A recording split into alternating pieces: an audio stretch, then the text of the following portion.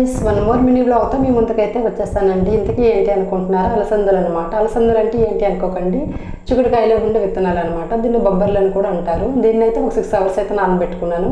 అట్లా నానబెట్టుకున్న దాన్ని అయితే మంచిగా తీసుకుని మిక్సీలో అయితే వేసుకున్నాను. ఇంకా మిక్సీలో వేసిన తర్వాత అయితే ముందుగా ఒక 2-3 పచ్చిమిర్చీలు, అట్లాగే అల్లం, కొద్దిగా సాల్ట్ అనేది వేసుకొని మిక్సీ చేసుకున్నానండి. ఇంకా మిక్సీ చేసుకున్న తర్వాత ఒక గిన్నెలోనైతే వేసుకున్నాను.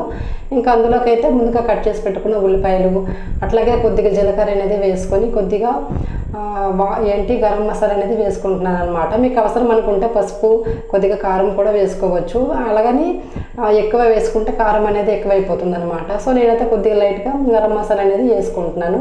ఇంకా ఆ పిండి మనము ఇప్పుడు అలసందలు అనేది మిక్సీ చేసుకున్న తర్వాత కొద్దిగా బరకగా అయితే ఉండాలి. బాగా మెత్తగా అయిపోతే వడలు అనేవి రావు. ఇంక ఇక్కడైతే మీరు చూస్తున్నారు కదా, ఇట్లాగైతే చేత్తో అద్దుకొని మంచిగా ఒత్తుకుంటే మనకి వడలు అనేది చాలా పర్ఫెక్ట్గా అయితే వస్తాయి. ఈ షేప్లా కాకుండా ఇంకా మంచిగా ఇంకేదైనా మనకి కావాలి అనుకుంటే అయితే వేసుకోవచ్చు. విరిగిపోకూడదు అనమాట. మంచిగా చేత్తో అయితే కొద్దిగా ఆయిల్ కానీ అప్లై చేసుకొని వేసుకుంటే మనకి నూనెలో వేసేటప్పుడు బాగా అయితే పొంగుతాయి అనమాట. సో ఇక్కడైతే మీరు చూస్తున్నారు కదా, నాకైతే చాలా పర్ఫెక్ట్గా అయితే వచ్చాయండి.